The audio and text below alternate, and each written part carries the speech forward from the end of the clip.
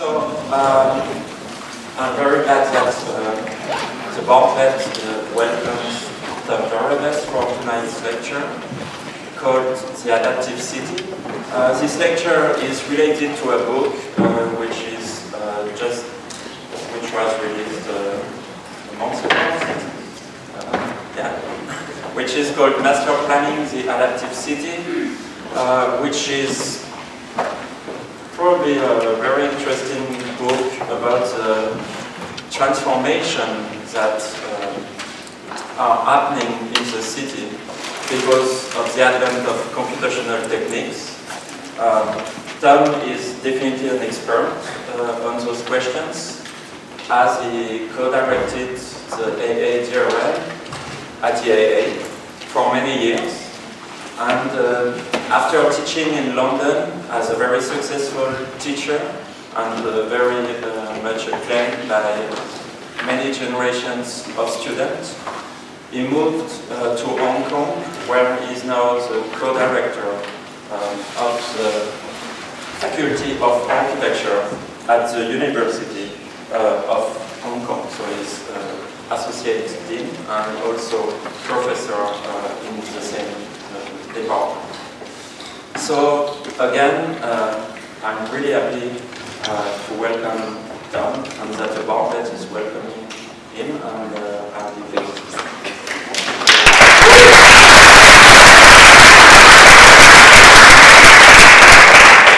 Thank you very much for the kind introduction, Philippe, and to the Bartlett for the invitation. Really, it's a thrill to be here.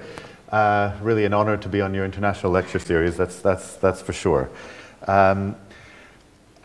Maybe if we could have the lights, because I think it's competing with the... There you go, a bit more moody. All right. As Philippe said, the title of the lecture tonight does relate very much directly to a book that I published, in fact, a few months ago in the summer.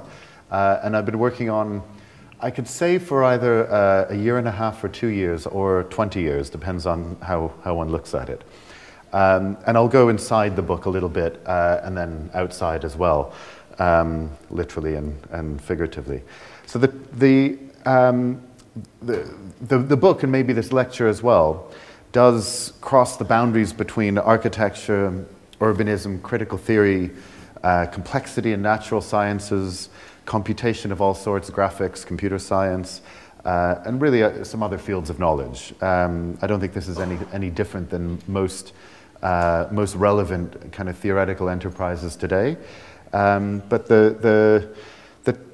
the thesis of the lecture and maybe the book itself should be measured maybe against the future impact of the paradigms outlined, rather than on the precision of the kind of promiscuous references that I'll make throughout.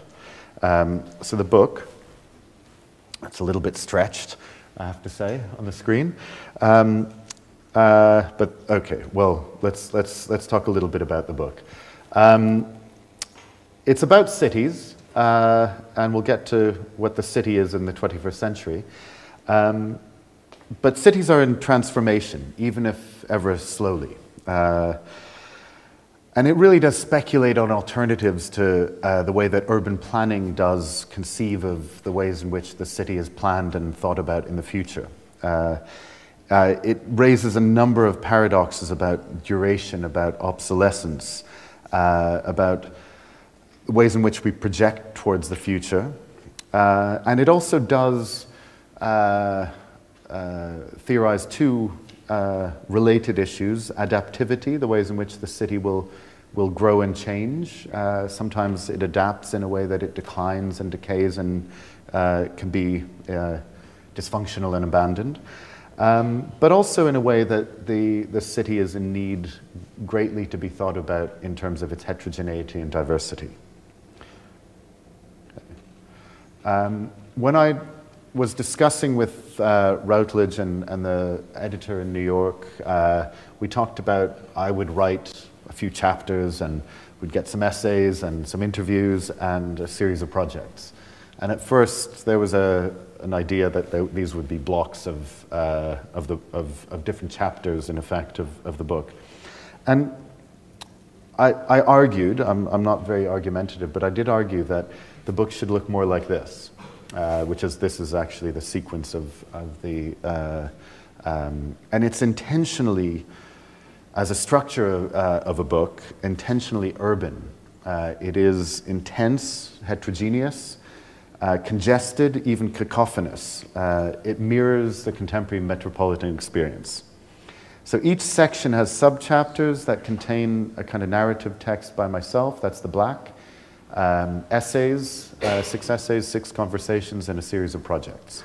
The projects sort of are less at the beginning with more theorizing and more history, and then more projects towards the end. Okay, so there's as it looks like without the color and interspersed as a kind of cacophonous mess. The 4 chapters, which are in effect maybe the 4 structural kind of parts of this essay as well. The first being a context, really just setting in some ways a sort of more traditional literature review of the paradox of endurance, obsolescence, and urban change, a kind of part history, part theory, as the foundation which really just charts the notion of the city as inherently dynamic, associative, and evolutionary in nature. So cities, in an era of globalization, do express culture and technology, and they express that through networks. And the first part here, which we'll get to, sees globalization as really just a product of the infrastructures that facilitate globalization. The second chapter, Concepts and Paradigms, is really the discursive foundation and more speculative about finding alternatives to the deterministic urbanism that we all know. And it's presented as principles of uncertainty, complexity, emergence, and what is really nominated polemically as the age of indeterminacy. So it charts the relationships between top-down planning and informal emergent urbanism. We'll get more into that in a moment. So the third chapter is more methodological, looking at the kind of information toolbox of the contemporary urbanist and architect, and the potential really for looking at associative design models of the city as dynamic, emergent processes which look for not just adaptivity, but also ways in which multiple possibilities of the future and seriality of heterogeneity of the way in which the city is articulated through its architecture. And lastly, the 4th chapter of this lecture in the book is about projections, prototyping not one single future, but more pliantly looking into ways in which we can find the future made up of many possible outcomes as a relationship between a range of influences and agents and forces that shape the future. It's also to do with a relationship with prototyping. And although this is now in some ways an old book, something that I sort of finished writing about just over a year ago, and I'm now sort of thinking really about the future of the city in terms of the relationship of standardization to and repetitive forms of production to modernism, and the ways in which our prototyping techniques of fabrication and manufacturing today that we understand so much about small-scale architectural experiments, what the potential is for the city. We'll get to that as well. There are a number of topics that are sort of detailed in text. The city as a cultural and technological expression. The notion of renovation or the new with respect to Asian urbanization in particular. The recurrent problems of erasure and tabula rasa. Polemically, the death of master planning within this age of indeterminacy. Looking at the ways in which models are a kind of form of of information as our toolbox within which to work as urbanists today, and a kind of thesis about computational urbanism.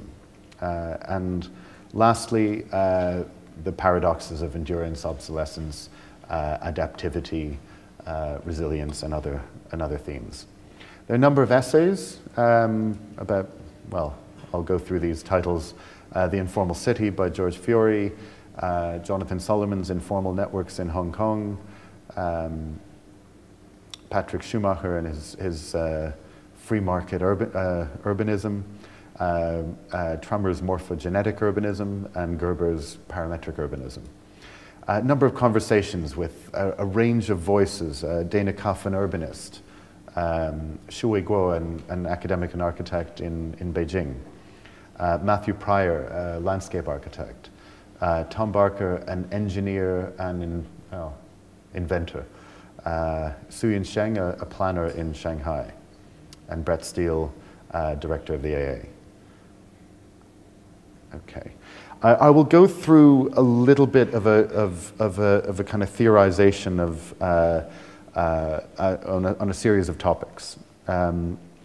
Firstly, globalization, its relationship to networks, and the ways in which the city is formed. So don't worry, I'm not about to do an anthropology lecture. You've come to a lecture on the adaptive city and really the future of the city. But let's start 12,000 years ago. And urbanism does begin with the taming of nature. We can look at other rivers. This is the Nile River. We could look at the Euphrates, the number of others. But it's really the first widespread territory to be altered irrevocably, the Nile Delta, that is, by irrigation, by sedentary settlements. And looking back, this does represent the will of mankind to dominate and conquer nature systematically on a very large scale. Jumping to today, the map of population density, and where I live, and presumably where some of you are also originate from. Within this circle, it's become a cliche in the last year or so. Well, there are a number of cliches that more than half of the world's population is now urban, but half the world's population does live within this circle. And 75% of the world's urbanites live in a country called China. And that percentage is only going to get higher. So master planning the adaptive city does explore the evolutionary nature of cities, but this isn't necessarily a new idea about urbanism. We all know that cities do change, cities do disappear. And the first theorizing of the city as evolutionary, of the notion that it's under continual but not necessarily constant change, is by Sir Patrick Geddes in 1917. And he first uses the term world city in 1924 in a book after that. Other terms that we're more familiar with, maybe, the megalopolis. Jean Gottman writes about the megalopolis in 1961. The Global City by Saskia Sassens in 1991. And within the rise of the network society, the mega city by Manuel Castells, that he introduces the term to describe the city in 1996. So the term city had in the 20th century become antiquated as a term. It lacks sufficient precision to describe the 20th century city and urbanity.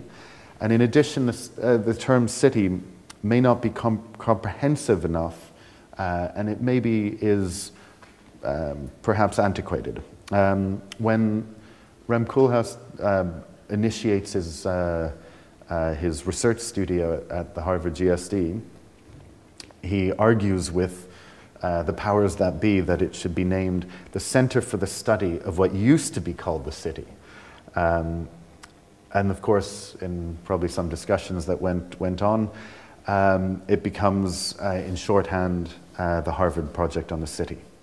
So it seems that in order to comprehend the contemporary city, especially now in the 21st century, the term city needs to be redefined, renamed, in fact. In the time since publishing Master Planning the Adaptive City, the Shenzhen Standard Online announces that the central government and Guangdong province government have announced that they will link with infrastructure to create the largest megacity in the world of 42 million people. I don't know what name it goes under. Going back a little bit, okay, Vitruvius, 2,000 years ago, writes what probably is the first logical set of performance criteria as a kind of manual with which to develop cities. One can also say that it's a sort of parametric manual. It plays out a number of contingencies: environmental orientation, exposure, altitude, climate, flora, infrastructure of roads, public spaces, housing, etc. The height of defenses, the location, the gates. It really is a kind of parametric associative manual of the city. The Roman Empire did systematically build 5,627 cities in Europe, North Africa, and the Middle East. They unleashed what can be called really a kind of manual with which to globalize. Of course, like all empires, it comes to an end. But it's clear that the relationship between infrastructure and globalization ever since is deeply interconnected. So the map of global shipping about 500 years ago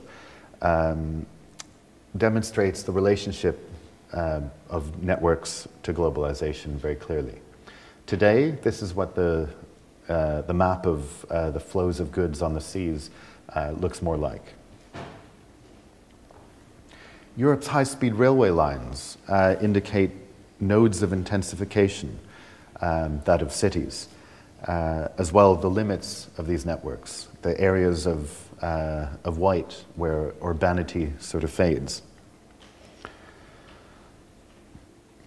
Peter Blake, he writes God's Own Junkyard in 1960, about 5 years before Learning from Las Vegas by the Venturis, in pre-pop America, celebrating the road space of America. In Beijing, the citizens of Beijing buy 1,000 cars per day, and this infrastructural paradigm, although celebrated in mid-century America, is really not a model for export.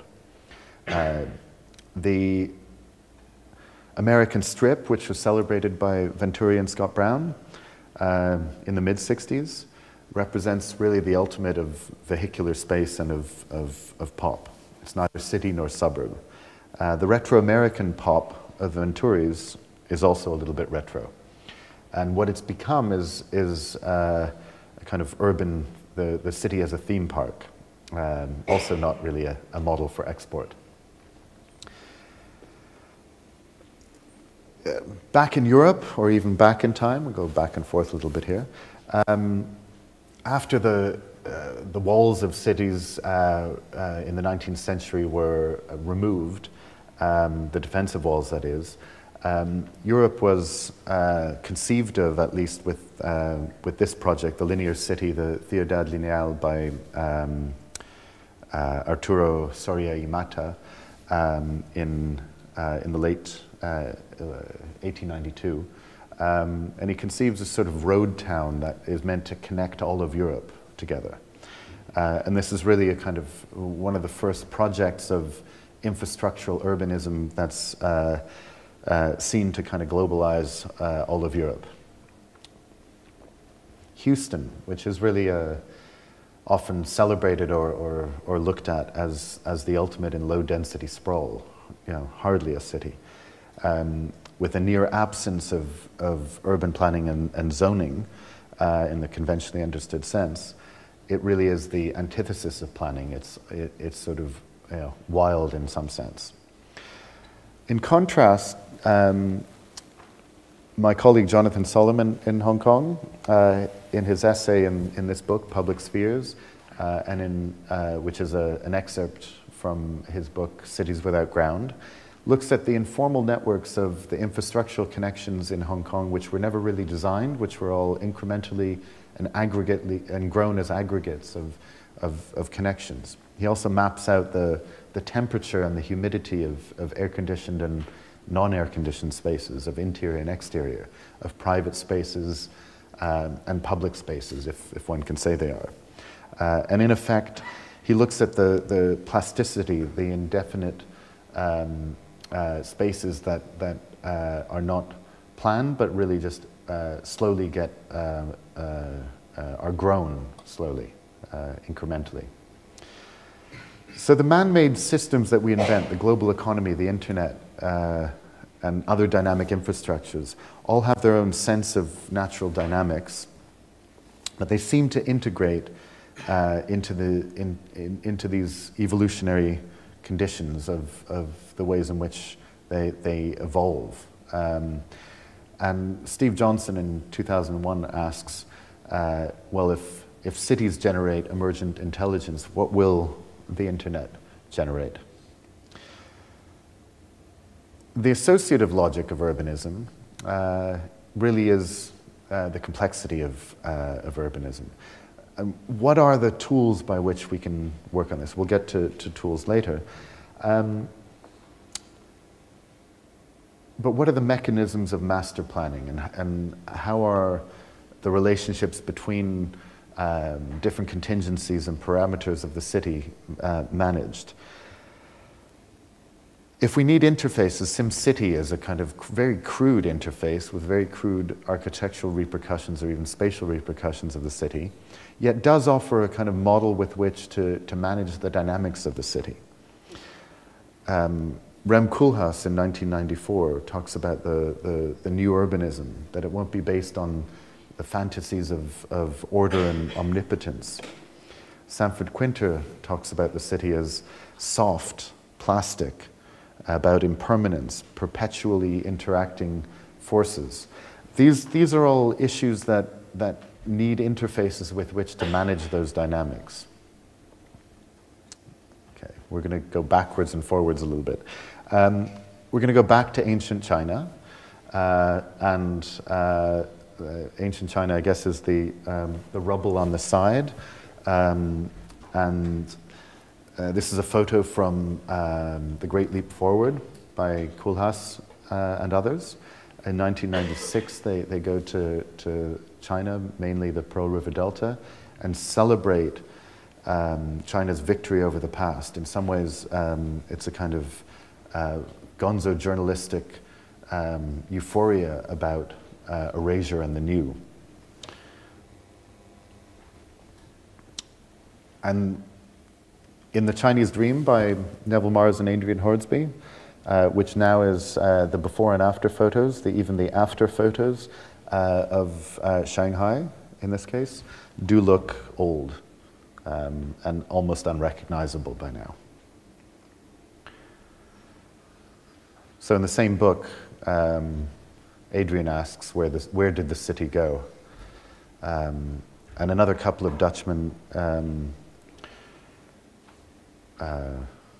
Michael Hulshoff and Dan Roggeveen, write about, amongst other things, that form the title of their book, How the City Moved Mr. Sun. Mr. Sun is a farmer who never moves, but shifts his career from being a farmer to a property developer and a mini tycoon by owning property on his land. And the prevalence of this erasure of material heritage and the sprawling development of Asian urbanization, there are the warning signs of this kind of modernist history of erasure repeating itself in other parts of the world. And if we go back to Europe, we're going to swing back and forth from geography and back and forth in time.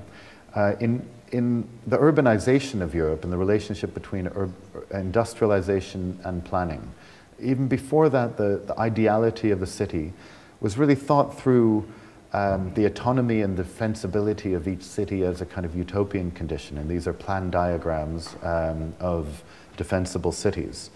And this latent belief in utopianism can no longer really be thought of as either autonomous nor of ideal. And the relationship between industrialization and urbanization, urbanism and urban planning sort of grows out of that era that becomes really a social project. And there's all the literature and philosophy and political treatises that see that as one of the goals of urbanization is to bring people out of the ills of urbanization as the byproduct of industrialization in Europe. And industrialization in Europe, as well as in America, did bring rapid urbanization and monotony of the assembly line and the Fordist model of production, of repetitive production. We can see cities as a sort of byproduct, or the repetitiveness of the city of the 20th century as a byproduct of the assembly line, of standardization and such.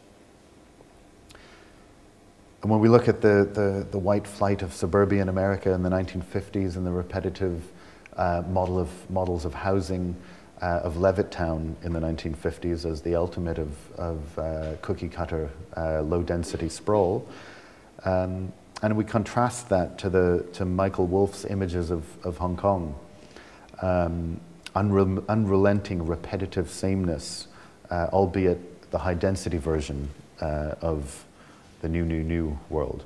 The paradigm of the new world instant city,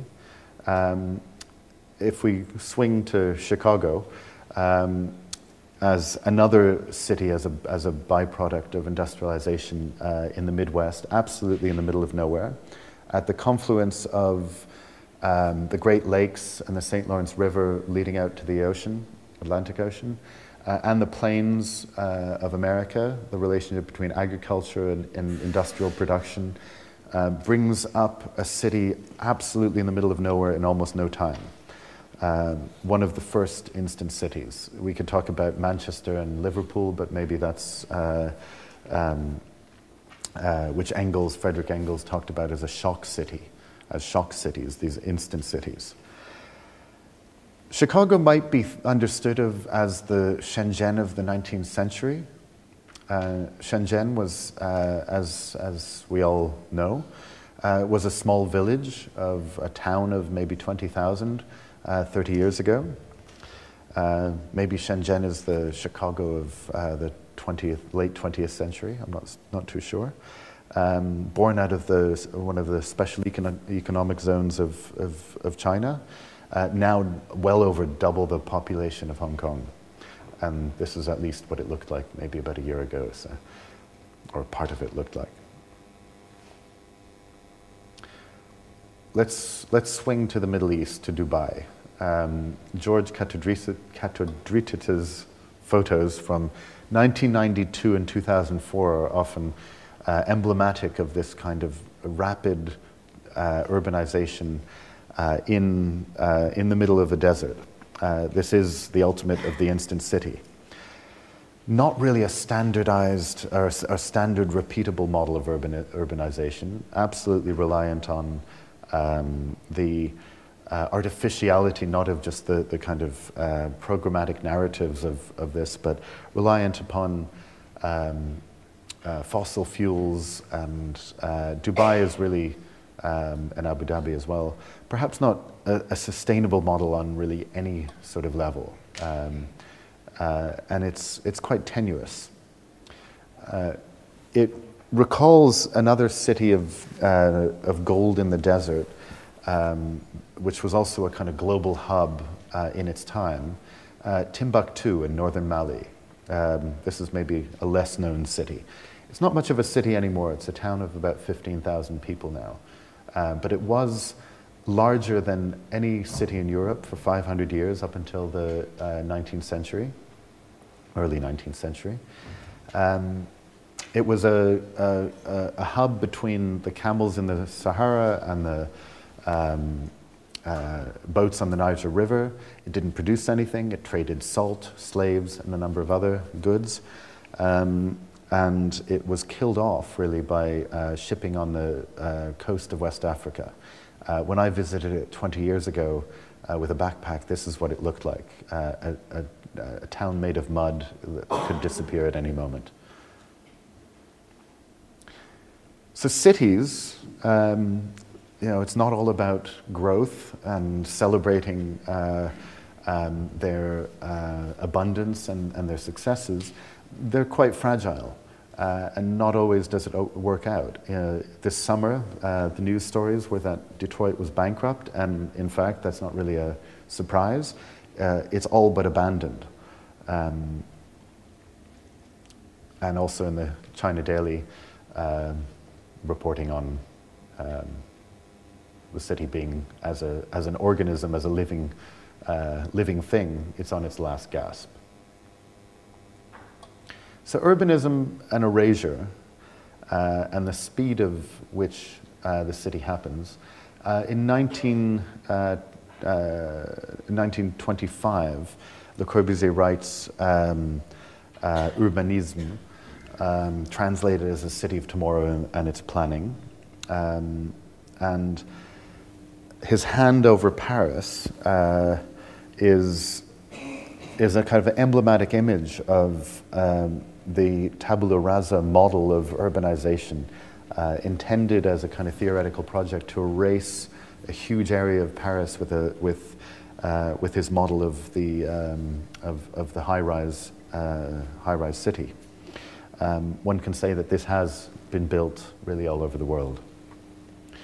And as a model of urbanization, yes, it has been built all over the world in other sort of infrastructural sort of forms as well.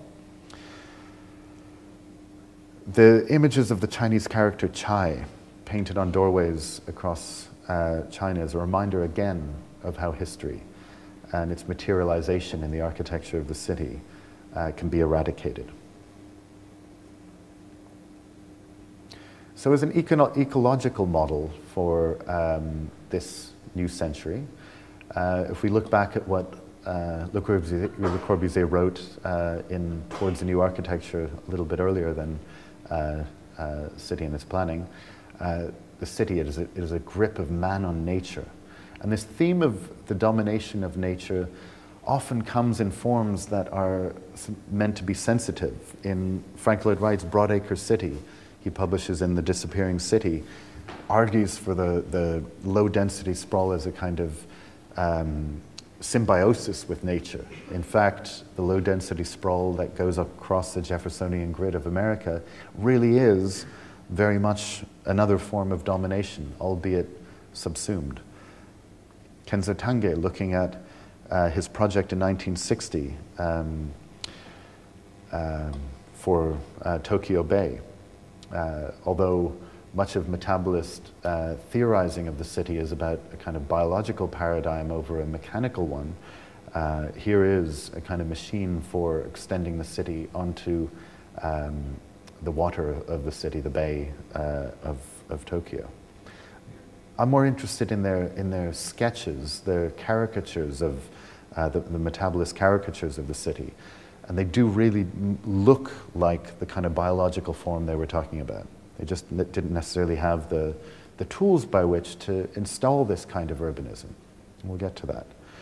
A few other kind of surfing through some other models. The Garden City movement of Ebenezer Howard does look at the relationship and the symbiosis of the garden city. It's trying to cure the ills of the industrial city by saying, let's move out into the countryside and in some ways almost forget about the city. And it's meant to be sort of balanced, and that there's a kind of ideal kind of limit to the size of each city. In today's world, I don't think these ideas are ever possible to with the kind of numbers of population of urbanites in the world and the size of cities. This is really a kind of historical model which can't be exported to the 21st century. So any thesis about urbanism today does still have to deal with this relationship between man and nature, that of the artificial and the biological. And in the 21st century, we do have a number of preconditions that we do need to deal with. That of the Earth's changing environment and the imminence of possibly ecological crisis that Al Gore tells us about. But the vast forces of planet Earth and the earthquakes and the earthquake and tsunami of 2011 as a kind of mapping of its force does remind us very dramatically that the relationship between what it is that we build on our planet and the cities we build are intensely fragile and ultimately indeterminable and unpredictable. Okay, here's the dark side of this lecture. The images of the future and of the city that I grew up with in the 1980s, that maybe some of you recall as well, came from films like Ridley Scott's Blade Runner. That of not knowing where up and down is, and it's deeply polluted and everything floats and it's dark and incredibly heterogeneous and on many, many levels, yet a dismal future that isn't in any sense ideal. Even more dramatic is Mad Max. And then, we can go on with those 1980s kind of dystopic images, but then there's the kind of caricature of Hollywood of when our rising seas actually, there's no more dry land, and Kevin Costner kind of goes searching for dry land in Waterworld. Or The Day After, where, a huge iceberg gets released from Greenland and ends up flooding and freezing the world. And as I get onto airplanes in Hong Kong, HSBC reminds me on the gangplank that we will be planting cities in the future. Okay, so the time and change and adaptivity, what are those relationships? In architecture, we understand it to be, as Corb tells us, that it's a machine for living in. Yet those machines often break down and they can become dysfunctional and decay. And like all machines, they need maintenance. What are the paradigms for the city in this terms? And how do we kind of transfer this sort of notion of renovation and of endurance and obsolescence being brought towards notions of the city? And we get reminded again of the potential of the city to be decayed, dysfunctional, and even abandoned and disappear. Let's get more upbeat. So, planning and the relationship to emergence, from the top down to the bottom up. Do we look at master planning and the kind of techniques of urban planning, which was very much a new discipline, much younger as a discipline and a form of practice than architecture, in terms of its formal professional kind of conditions and also as a kind of discipline academically. But to dramatically call the death of master planning as a result of the age of indeterminacy does highlight, and if we go back to a time of disillusionment within modernism, Rudowski's Architecture Without Architects from 1965, which was a book that demonstrated that one can look at an architecture that was not necessarily designed by architects, architecture without architects, but that it was a kind of celebration of the vernacular and the traditional, in a sense, without the postmodernism necessarily, but it was really a kind of thesis against the formality of modernism, a kind of form of resistance to modernism. Other kinds of resistance to modernism come in a kind of deep postmodernism that becomes a kind of neo-traditionalism, that of the new urbanism. I would argue really this is a kind of tragic direction that cannot really be pursued. We can talk about that later. Perhaps the most extreme example of planned urbanism being, in effect, contaminated by the wild is Hong Kong's, well, now disappeared, Kowloon Walled City, which was dismantled from the late 80s to the early 90s. We'll get back to the informal city. But the engagement with the city, and Haussmann in Paris, takes the medieval fabric, which was in fact grown and evolved, and plans a series of boulevards, partly to, in the name of goodwill and hygiene and sanitation, but in effect to two military prerogatives, one to control the people and the other is to prevent invasion from other armies. If we contrast the Baroque planning of Versailles, the ultimate of formal planning, to that of the traditional medieval fabric of Venice, where the spatial segments happen and come about through kind of temporal increments, and a beautiful coherence emerges, really as the outcome of a multitude of divergent decisions, creating coherence and even, dare I say, beauty. Looking at maybe other kind of urbanisms more contemporaneously, that of Tokyo, ultimately coherent and absolutely functional, but on many levels emergent. That of Kyoto, more traditional kind of gridded cities. The grid itself, the way that, back to Koolhaas, in his treatise on metropolitan life in 1978, in Delirious New York, he argues for the grid as both control and a kind of form of, as he calls it, decontrol of the ultimate complexity of the city, the ultimate mode in which the heterogeneity and diversity of the city comes about. The coherence of a traditional city, in this case Marrakesh, is not from a kind of sense of overall design, but rather from smaller local decisions, in this case the domestic unit of the courtyard house, that amalgamate to a whole, that exceed really the sum of its parts. So the complex whole really is much more than each domestic unit. And this really is a kind of form of grown and evolved urbanism rather than planned urbanism. How would we simulate such an urbanism? Architects are really enamored by, and well, I'm enamored by the evolutionary patterns of informal urbanism and of slums.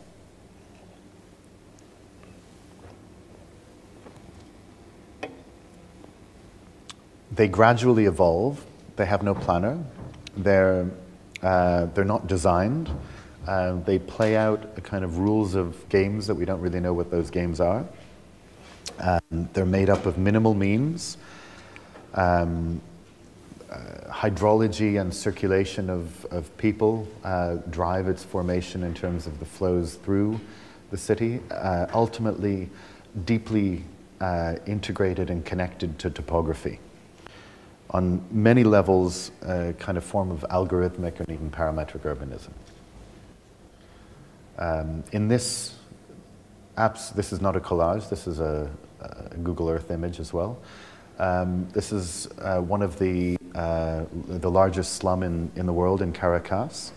As a kind of contrast, if it weren't for the poor sanitation, the poverty, the crime rates and everything else, it's the urbanism on the right-hand side of this highway that I would find is more a model for the future than that of the wealthy suburb on the left. Christopher Alexander understood the favelas as really small-scale self-organizing systems with local codes, as he said. And this is another kind of image across the internet. Sorry, this one doesn't have any copyright. It's been circulated across the world for several years as a kind of contrast, really, not so much between the haves and the have-nots in Brazil, but really the ultimate contrast as a collage between the planned urbanism and the entirely unplanned and emergent forms of urbanism. There are indications that certain kinds of contexts can create relationships between the architectural typologies that play out, that need to negotiate steep topography, and hence the relationship intensely to topography that gets of how the flows through the city emerge. This is Chongqing in central China. Chongqing to me is one of these, not only is it a high density city, it's the largest municipality in the world with a population of 32 million, but it really does play out the relationships between architectural mass, circulation flows, with an incredibly intense topography. A very interesting model for urbanism. So uncertainty. We've come to know since the financial crisis 5 years ago or so that cities are not only connected to infrastructure, but that infrastructure is also about the flow of capital, of money. And we understand now, ever more than ever, that planning within an increasingly uncertain world is a difficult thing to achieve.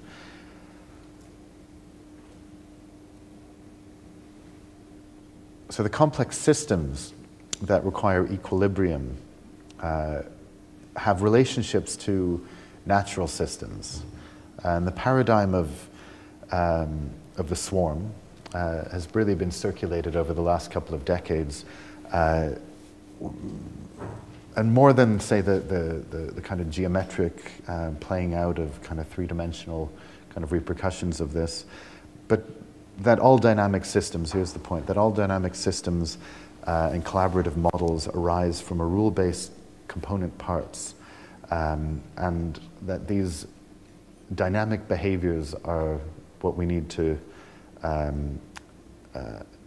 ask about the questions of control and the degrees to which we can arrest the dynamics of the world. And so how do we tap into these sorts of patterns and find ways in which evolutionary change? I don't think it's through an understanding of pattern as convention and familiarity, the way that Christopher Alexander was talking about pattern, but maybe more so from another kind of lineage of pattern from the 1960s onwards is op art, optical art, and other sorts of formulations, where a kind of algorithmic complexity can be witnessed. Less to do with prediction, but more to do with surprise, unknown outcomes, increased complexity. So the computational approaches to urbanism that are unleashing processes which involve interactive rules, which create variable outcomes. And these are not new concepts necessarily. This is maybe tapping into some of the issues about the relationship of grown and evolved urbanism rather than planned urbanism. One of the significant shifts in urban thinking is that from an architecture, is that from typology to topology, a shift from, say, mapping of space to diagramming. Architectural typology in this sense is not so much viewed as fixed and stable, but rather interactive, mixed, heterogeneous, capable of producing differentiation, and understood very much as a kind of transformation of, rather than transformation of a set of internal rules played out within a context rather than a fixed model.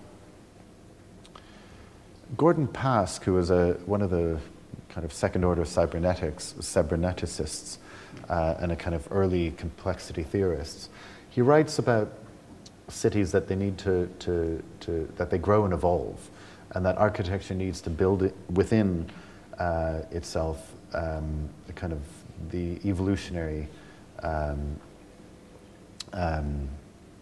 that needs rules of evolutionary built into them for growth to be healthy rather than cancerous. Okay, methodologies. What is this new toolbox of adaptivity and within urbanism? Thomas Kuhn, the philosopher of science, writes a couple of decades ago that only in crisis do we go into the extravagance of retooling. And we have been, over these 2 decades, retooling substantially.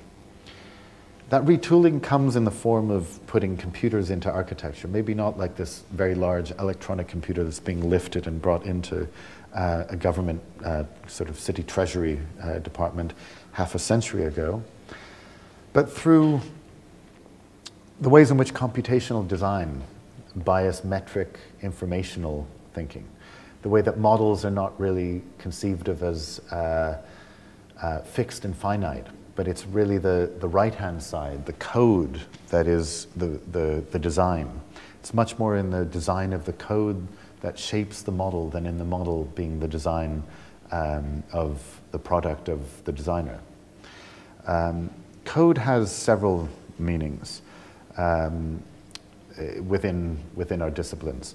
It might come from computation and from encryption of Morse code.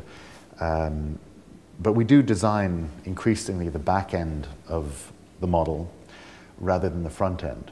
Code is also a set of instructions. Codes come in planning codes, they come in building codes.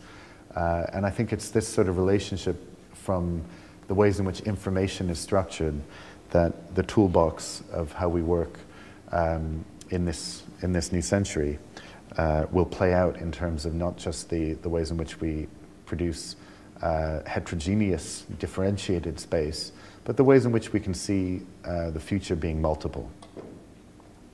So what's the interface? What's the front end for the designer? In our office, we were invited to engage with the notion of how one designs the city of the 21st century in the Hong Kong Shenzhen Biennale a couple of biennales ago.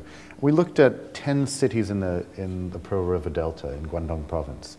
We designed a back-end model, very simple, based on the 10 cities on the top left. I don't know if there's a pointer. No, that's a marker. It's okay.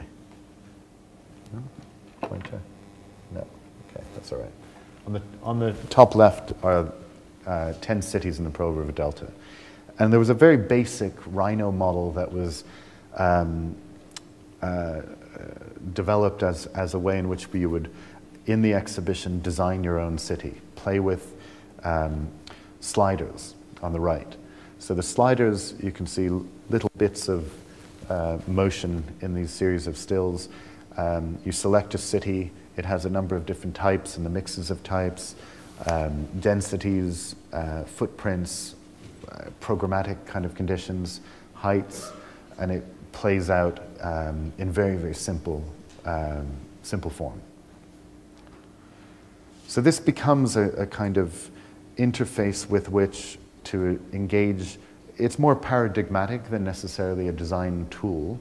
And the model, for all kinds of reasons of computational power, needed to be kept simple. So there's still a lot of work to do in terms of the ways in which we could see the planning tools of tomorrow to engage with the complexity of the model in terms of the front end to the back end. Given the limitations of the modeling environment and the ways in which in real time to be able to engage with that model, we also looked at the ways in which the model of the city can be scripted. This begins with these 4 red bits in these models are seeds. They're typological seeds that go through really kind of topological transformation through proximity, accumulation. They play out different relationships between the existing seed conditions of the city. And they're fundamentally not only producing heterogeneity, there's the potential for this to be a kind of adaptive model that can be also incremental and grown and evolved. So each of these plays out a different set of conditions, a different set of outcomes. It's haptic and experimental. They're not resolved nor designed. They're the outcome of scripts and code. Similarly, these sorts of models all kept to the orthogonality of x, y, z Cartesian coordinates. Yet what they do is play out the potential for adaptivity to be thought of as very localized and very specific to instances within the city. And so they're typological, yet they're also topological in that they produce moments of transformation and singularity that have associated to them relationships to their seeds and their existing conditions, yet they are fundamentally diverse and differentiated.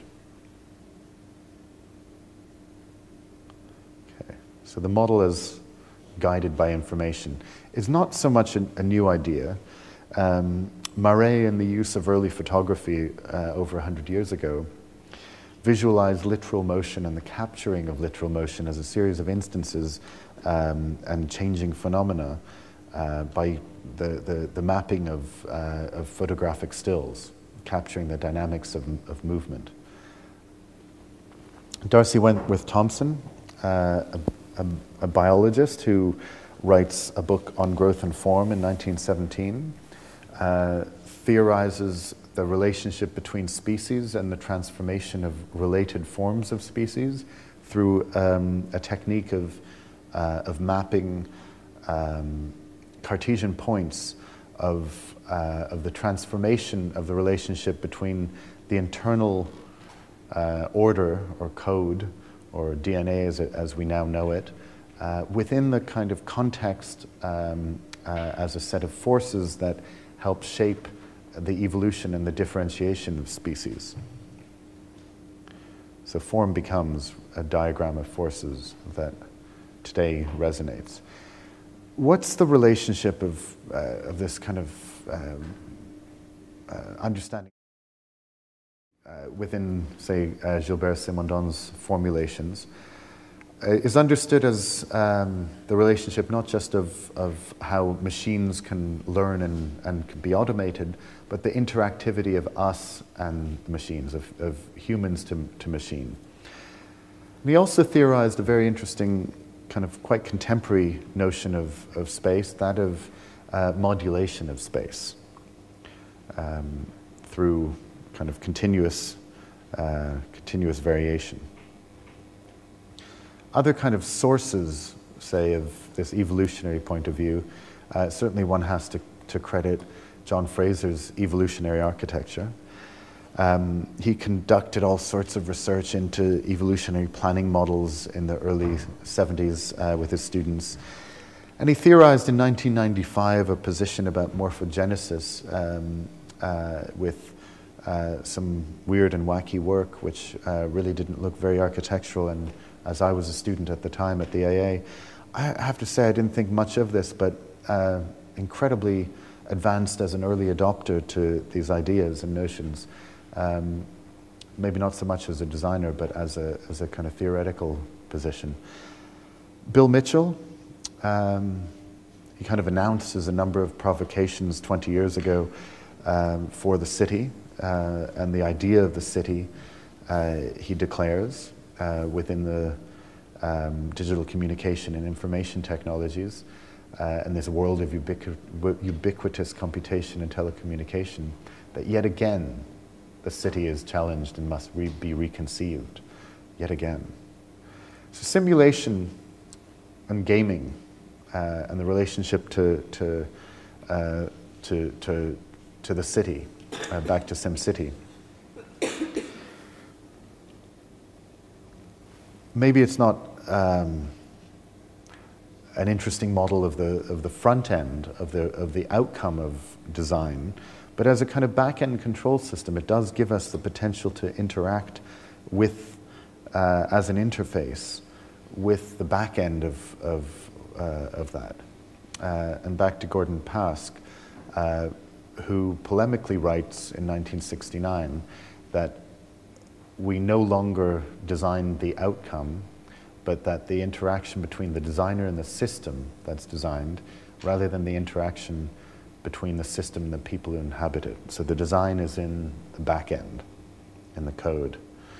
So within computational urbanism, sorry, I've gone too quickly with that, the relationship between how we automate, not necessarily how we optimize to one single condition, but how we specify very locally.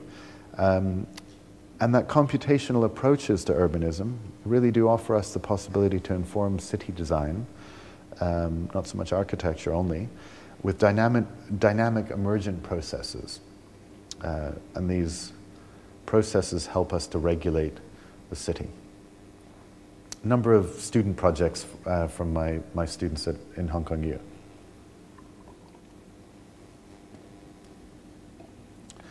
In a joint studio with Scott Cohen's studio at the GSD, this is my first studio at Hong Kong U, we negotiated the old town of Shanghai, the kind of pre-colonial settlement, with the fringes of the old town in a kind of infill project where we would look at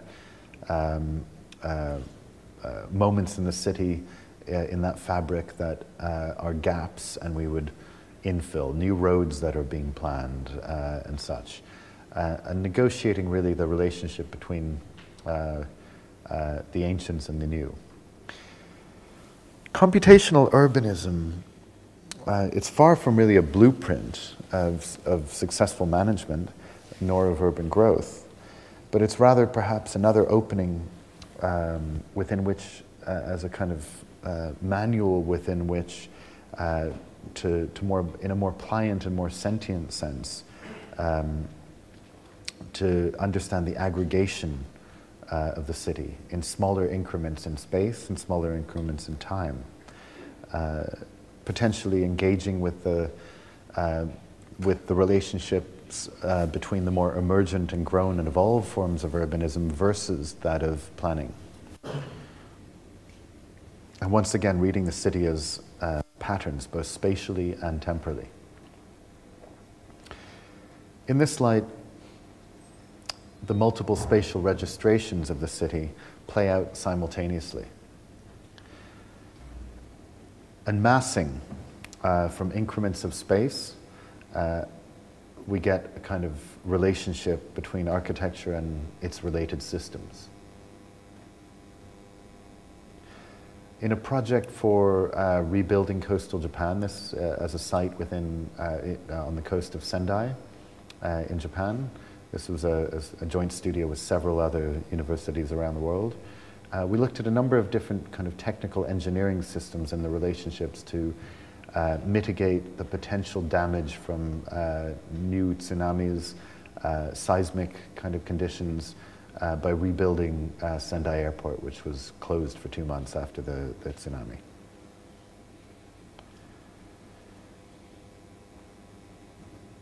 So the coding of the relationship, say, of topography to various kinds of density, in this case in Chongqing, an old street which was going to be kept, and its relationship and association to subdivisions and roads, topographies, and very highly varied densities and extrusions, as a kind of as a model of development, really understood as deeply interconnected.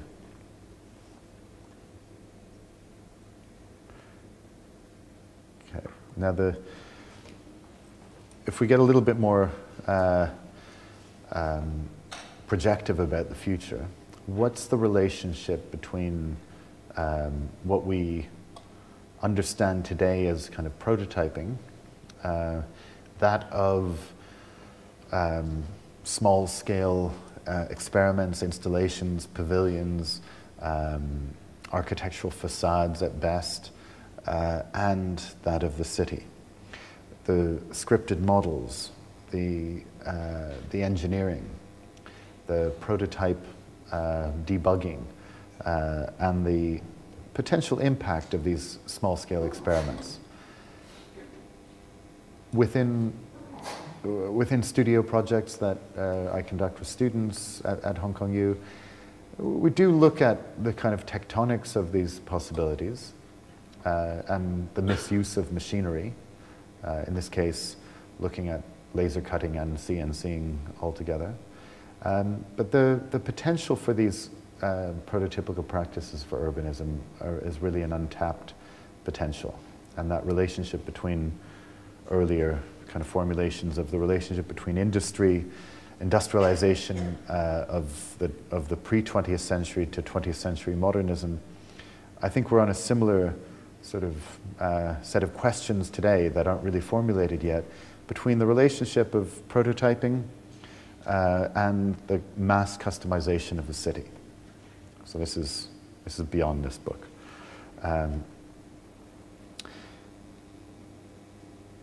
A project for that we exhibited at the Venice Biennale as a relationship between a number of different typologies of housing, at least in terms of their plan figure. In Hong Kong, the Housing Authority develops a very specific type of housing model and unleashes it for a period of 5 to 10 years, and it gets repeated literally thousands of times. Much of these models are fixed and finite rather than plastic, rather than interactive. Those models also don't they don't have the potential to be varied in their current kind of mode of production. But if we understand the potential for the city to be the outcome of these new prototypical practices, then the potential also to be reading context in a more sensitive sense, in this sort of mode, a kind of theoretical landscape within which these types would be topologically organized.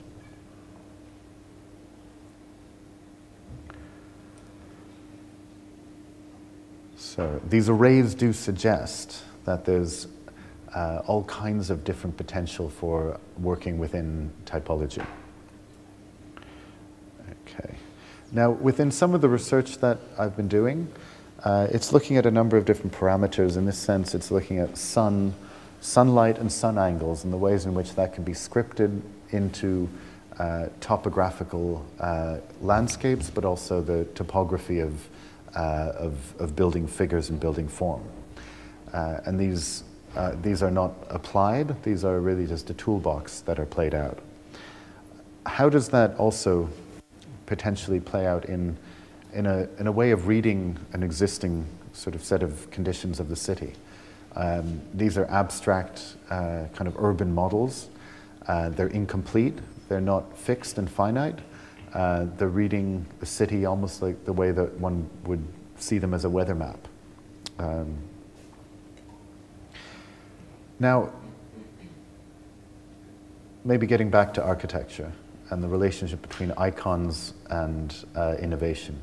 In a competition project that we did a couple of years ago for a border crossing facility between Hong Kong and Shenzhen, not only forecasting maybe the kind of political unification of Hong Kong formally to within mainland China in 34 years, but really seeing the increased flow of people across that boundary as not requiring, as the competition brief called, 2 pavilions and 2 buildings and a border, but rather a kind of seamless sort of flow. But the thesis about the icon and innovation, I think we can easily argue that the history of architecture is really the history of seminal buildings, i.e. icons. The icon is highly discredited within a kind of contemporary world of architecture as commodity and architecture as highly mediated and to do with branding and identity. But I think there are ways of understanding the icon as really a way of creating specific, special and singular moments within cities, a way of differentiating parts of cities and differentiating cities from each other. Okay, so there's also a kind of relationship of prototyping to the icon and the specificity of it. There's some ecological thesis about collecting and harvesting energy from footprints and creating experience and memorable moments. Okay, maybe back to the city. Why I said at the beginning that this is maybe a project as a thesis that is not so much maybe a year and a half of thinking and some writing, but really it is more a 20-year endeavor, which started as a student at the AA down the road, working in a large team with Jeffrey Kipnis and Bram Schradell on a commission to the school for a city of 64 square kilometers as an extension to Haikou in Hainan Island. And this project, one of the theses of the project, of the many theses, was to do with that the city is always complete and that it can grow and change and that it doesn't need to be conceived of as fixed and finite. There were also a number of other kind of issues to do with I don't know if I can point here, yeah. Issues to do with different spatial characters, that of what we called the ocean, which was the name by which our office was formed, or named as. We developed techniques of relating a number of different programmatic categories together, very different than the kind of techniques of single-use zoning. There were issues of different degrees of intensification of program density, use, and control. And the drawing on the right and the model, that's probably about the size of the model. It was 2.5 meters squared, and that was a 2 meter by 2 meter sheet of paper hand-drawn on the right. So that's almost, doesn't really project very well. And then it also had some more zoomed in kind of bits of urban design and relationships between architecture, landscape, identifiable buildings and the flows of the city, with some of the roads that were already built. They were building roads faster than we could design. And more recently, a project in our office as a joint venture where we were commissioned to look at a master plan for 25 square kilometers in Hebei province, south of Beijing.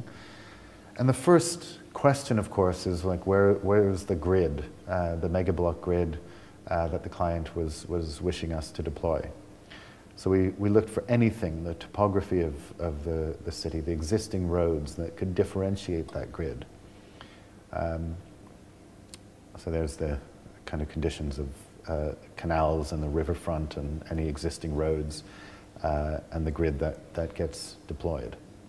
And then finding a model with which to pixelate the city literally and to mix, similarly to those techniques done by hand 20 years ago, this more scripted. And then finding relationships of height to the city, and as an association of the mixing and the densities and programmatic makeup of those blocks. And rather than giving one master plan proposal in 12 days, we delivered 3 very different outcomes with the understanding that this was more a methodology to produce the city than a set of documents with which to then sell off land and hire architects. And the client was also is also interested in the relationship between the urban built spaces and that of the built landscapes.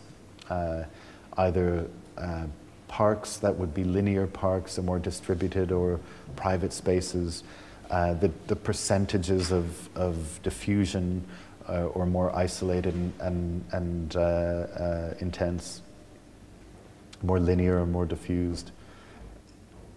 And then we sampled these 6 different kind of characters of the city, of the landscape in relation to the city. And that then becomes a kind of basis to look at a kind of low, medium, and high density, and in relation to these different kinds of landscape kind of figures. And this, is one patch of about 1 square kilometer, ill-formed and not really architectural, but really is once again just a sort of tentative outcome of a kind of relationship between the back end and the front end of design. Okay, I'll very quickly go through some of the projects in the Master Planning the Adaptive City book. James Corner Field Operations Qianhai Master Plan in Shenzhen. Plasma Studios Xi'an Horticultural Expo in Xi'an. Our Scripted Urbanism. .A's project for a topographical site in Kaili in Guizhou province in western China.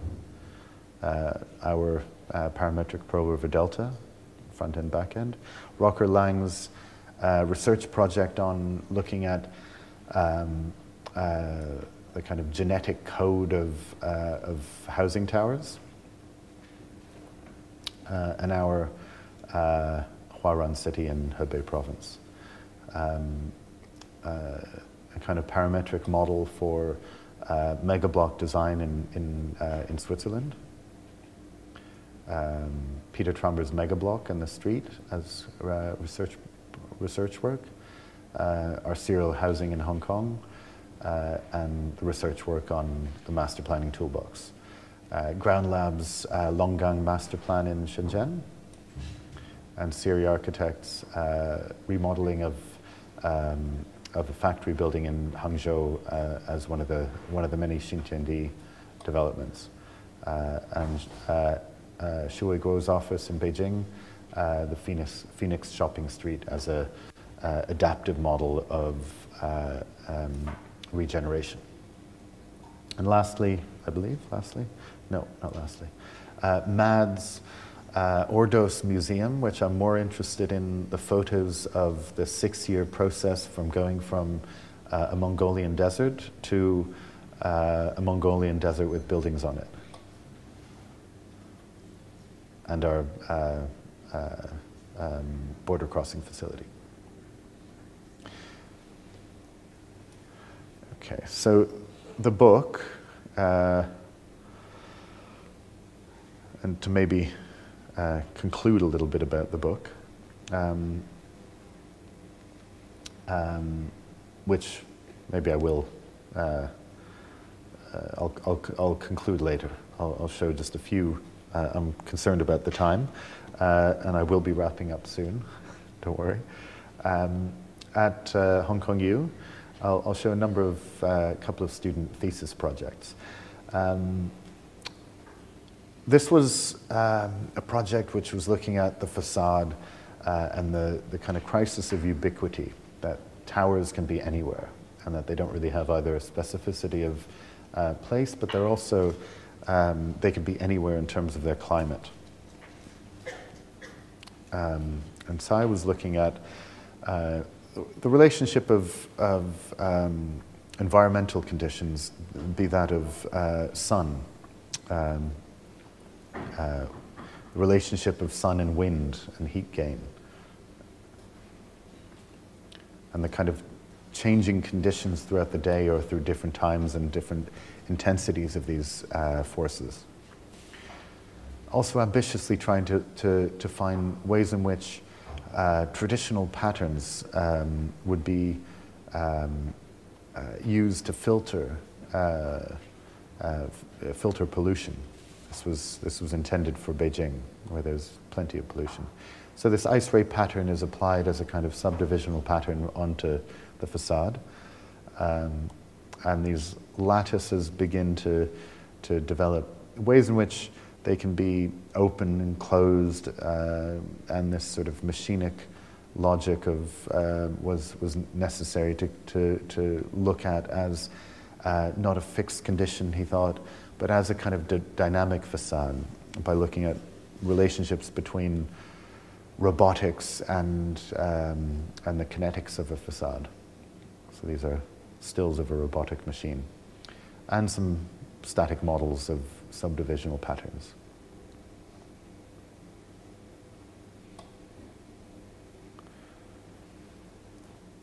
Another thesis, a MArch thesis student of mine, looked at the legacy of Friotto and form finding, and the building of architectural, and the repercussions of that for architecture and for urbanism. And so he developed a way of working with form finding computationally through physics engines and all the kind of animal plugins that are available today, and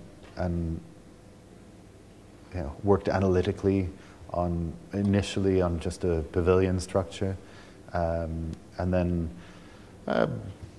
got quite good at that and developed a way in which that would become urban, and looking at Friotto's kind of minimal path networks and the kind of bubble, soap bubble and foam kind of structures in a larger sort of sense for West Kowloon in Hong Kong. And well, the last thesis project I'll show is a project for inner city Hong Kong in Wan Chai, which was, I think the success of this project is not necessarily its kind of wild structure or its kind of formal kind of organization, but that it really subverts the notion of the typology of the podium tower and creates really a space for the public and the city. And it's highly iconic. But it also works through a number of ways in which the typology of plans and planning could be worked through systematically and not just on a kind of relationship of the form of the project or the multiple forms, but a way of methodologically testing between wind and sun and using physical models as simulations to have a kind of feedback in the project. Okay. So there's just a snippet of some of the teaching, and I think that's important to kind of, if I'm from another university coming to the Bartlett, I should show you a little bit of what I do. But let's sort of summarize about the city. Cities, they grow, they transform, they fall into decline, sometimes they're abandoned and even disappear. So where's the future? Does it lie between planning and emergence, between top-down control and self-organization? And maybe I'll conclude by reiterating the paradox that was brought up before, between, say, the wishful permanence of the city and its inescapable temporality. And this doesn't really require fully giving up control, but the line of questioning in this essay, in this lecture, but also in the book, one of the other battles that I had with the publisher very early on was I did not want to write a conclusion, and I think that's and I lost that battle. I had to write a conclusion, and I thought that was important not to write the conclusion, because it was a thesis about avoiding and explicitly denying conclusive, determinable projections of the future. And in this light, I thought it was ironic that a book about the indeterminacy of the future would have a conclusion.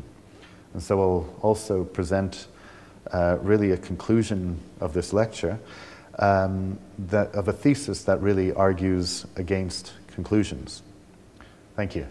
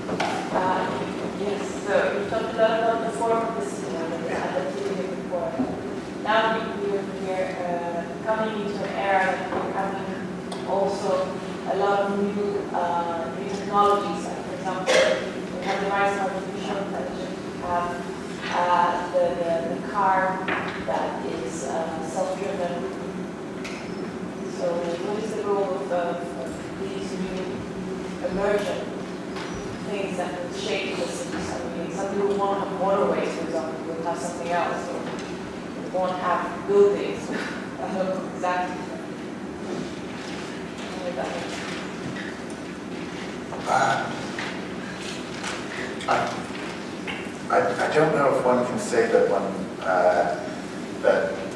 I think that I can either get really excited about technology and that that's going to replace everything of today, and we know that that doesn't ever really happen that way. I've lived in London for 20 years and I was always amazed at this relationship between the archaic and the decaying and that which is dysfunctional and really old, lots of old brick, with possibly one of the more advanced cities in the world and all of its technology that gets impacted. London, in terms of, say, the technologies that you're talking about that are emergent, it was possibly one of the cities that had the fastest growth of the mobile phone. I think cities are fundamentally emergent, yet it's this relationship between that which controls the city. So I really don't believe that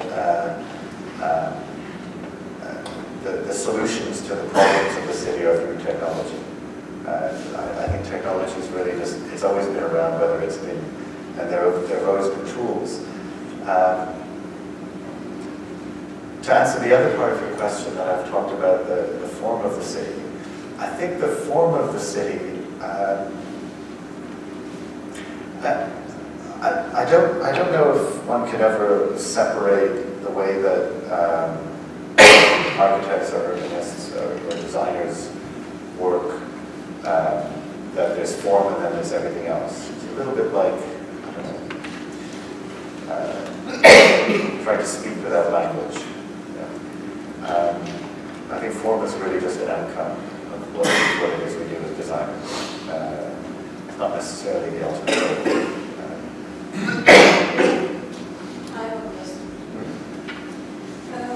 You were discussing the fact that in your next book, you were investigating the relevance of prototyping and quite interested in prototyping and material effect on the urban scale. And I was wondering whether you think, when we talk about the morphological evolution of the materiality of the city, you think it's more interesting to think about a feedback loop between the single user and the actual architecture, or between entity like the municipality of Cologne and the morphogenesis of the city. That is my first question. Because somehow when we talk about urban design, if you look at the informal city, the feedback happens really at the scale of at the human scale. But in contemporary cities, this doesn't seem to happen. No? The feedback, like in the project we show, happens more at the scale of institution between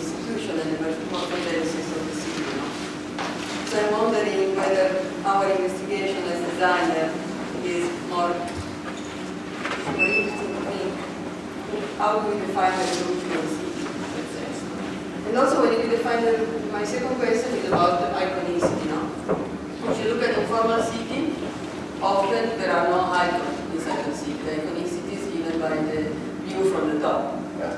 While in contemporary city, going back to the relevance of the big entity, there is often almost economical importance of the icon. So how do you translate that in a morphogenetic model? Okay, the first question. The two are kind of connected, but... Yeah, they are. I think the individual or one person is the ultimate of the actor that engages with any kind of bottom-up process within the city. But I don't know if I'm not particularly interested in the one.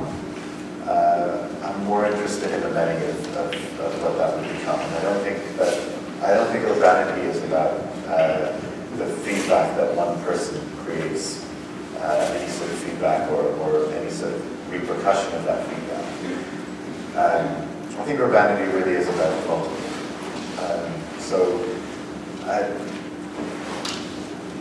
I think your work which kind of unit do you frame? You can frame both, but which kind of unit? Because I'm often fascinated by the smaller scale. The smaller the unit, the more I'm interested in it.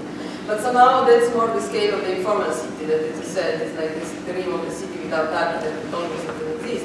And it seems that in the current economy that unit is probably becoming less relevant. You know? Well, I guess this is like the fundamental paradox or contradiction between planning and this relates to your second question about the kind of large scale. In the fundamental paradox between the very large repercussions of design and that of the icon to ways in which the more informal or emergent city is about lots of smaller increments that are shaped spatially and in time. To address maybe the second part of the question about, I still think that one can't sort of pick sides, like say, the future of the city is all in the kind of bureaucratization and the political forces of planning. That's clearly led us not to a very interesting direction. But I think to give up all of that top-down political mechanisms and that of all of design really is fundamentally a kind of act of control. It doesn't have to be kind of authoritarian control, but in some sense, what are the mechanisms of these more emergent processes? And maybe that's what you're asking. And I still think the identity and the character of the city is a relationship between what can control and manage the differences of one city to another, and encourage the more participatory models of emergence to have a voice as well. I think it's both. I do struggle with this question because I think to give up all belief that we can think in the large scale and big gestures and is I think naive because it's going to happen anyway. So somehow we have to find a way in which to negotiate these sorts of beliefs in the kind of bottom-up, with that of the top-down. And I think it's an interaction between the two. And I don't really have answers to that. If anything, those are more questions than formulations. But it's engaging with bringing into the ways in which we design from these more emergent I thought I had a good question, but I think you've answered it, at least partially, in that last response. But thanks, I really enjoyed that. Okay, but particularly, your analysis and the really support of research and your exciting speculation on. But to really pick up on the first question, essentially form. And my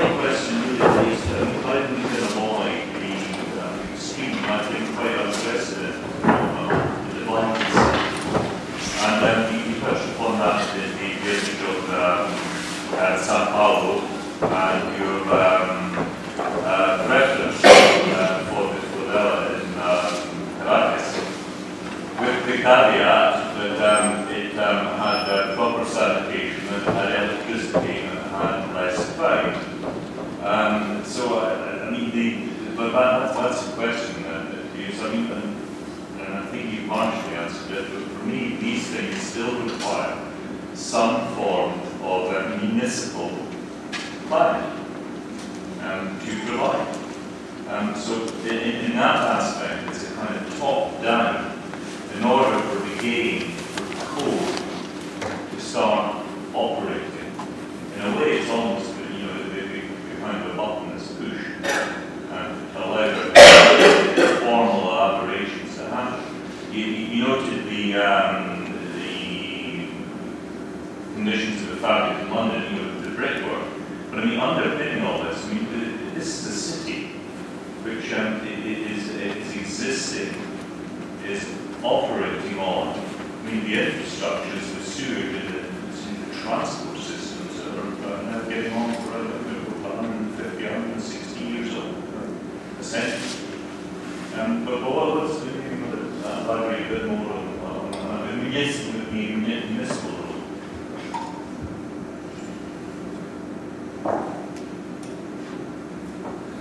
I think that you're asking questions which are about the kind of regulatory regimes and the kind of politics of the city, or the political organization of the city, and that's I agree that's absolutely essential. I think those extreme contradictions between that of the wholly unplanned and the super planned are really just exaggerations of noting that those conditions exist in the world, and I think those are kind of references of extreme kind of locales in the world where there are these massive contradictions that need to be negotiated. So maybe that's to kind of pick up on the discussion we just had with Claudia in a sense that. It is very much the relationship between what can be installed as that which might endure, because you're also discussing, you're also kind of made reference to the kind of duration of London as a city and the ways in which that has become very old. And in the best sense, all the best cities in the world do endure. They have capacity to resist decay and to kind of thrive. And that does meet the balance between, say, those systems, be it infrastructure or whatnot, that can resist decay or still need to be maintained and such. But the mechanisms of what renovates the city are often very bottom-up. Forces which are about small-scale economic investment. Having lived in London through 2 recessions, well, 3 maybe, I'm not sure, where the decay of the city is evident and then its rise again, very much through the bottom-up model of economic investment, and that's nothing that is set up by a kind of more top-down regulatory regime. So I don't really have the answers. I think it's more a kind of question of the economics and the politics of the city that is at once and its infrastructural kind of organization. There was one question about who it's for, who pays for it, and ownership. But I mean, maybe to summarise it, I agree with you and what you were saying in response to the last question. For me, it's a both and rather than either or. I hate the word solution, but summarise it. Tom, I was just curious in the last dialogue in your book with Brexit, you make an interesting comment. I think you said something like 500 million people will disagree with you with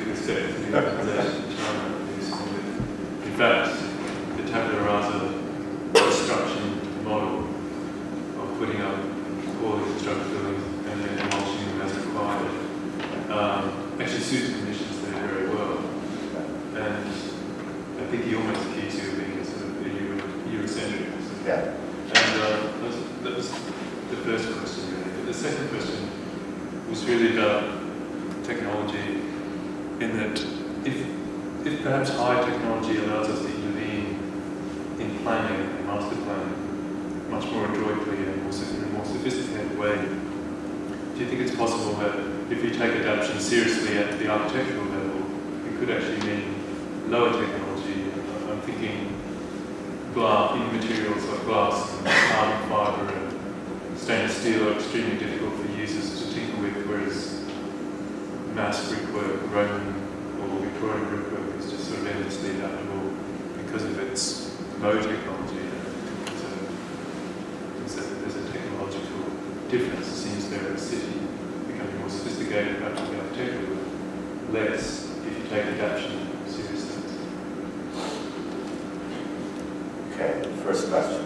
I probably became quite conservative about the endurance of the city by living in a part of the world for the last half decade that is racing for change. And I live in Hong Kong, which has been rebuilt, torn down and rebuilt about 4 times in the last century. Not because it's wholly dysfunctional, but it wasn't adequate to house the huge growth of its population.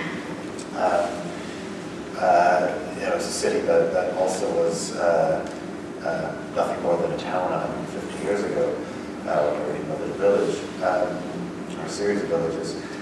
And it was inadequate to house that many people, so it's been torn down many, many times. And I think I've also I've become sensitive to the lack of sustainability of that sort of model, to build and tear down. And I think that's also what's occurring in many parts of the world that are developing very quickly now. They're built with this kind of short-termism of thinking, built not to endure, they're built poorly, or quickly.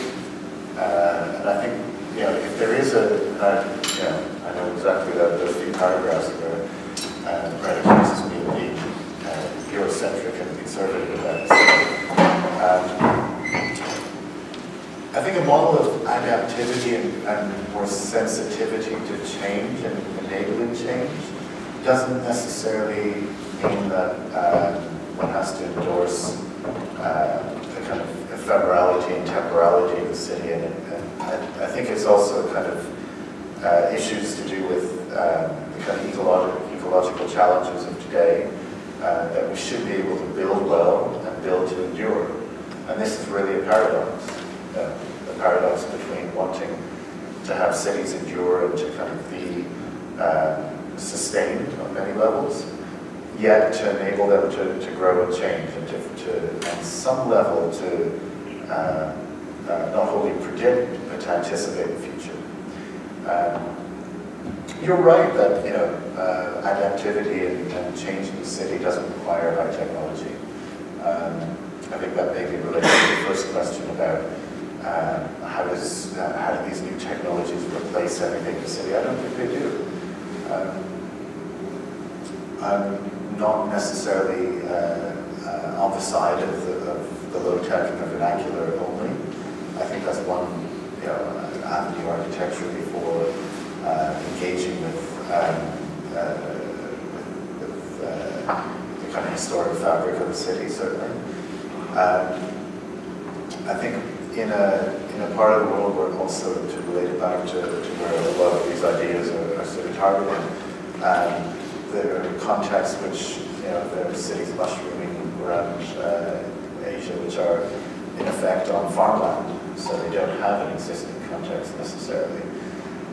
That raises all sorts of potentials and questions about how does one relate to an existing context, or that there isn't really a kind of historic or traditional or vernacular to engage with. You're right, one can deal with the vernacular and the more traditional kind of architectural instances that make up the city, but I won't necessarily take sides that it has to happen through high technologies and new materials, or really engaging with the ways in which the city was always built. it's problematized in a part of the world where there isn't really a historic city. Last question, I think, then we have to wrap. Yeah, I was just going to ask you briefly what the idea of solicitors and walled city in particular, probably.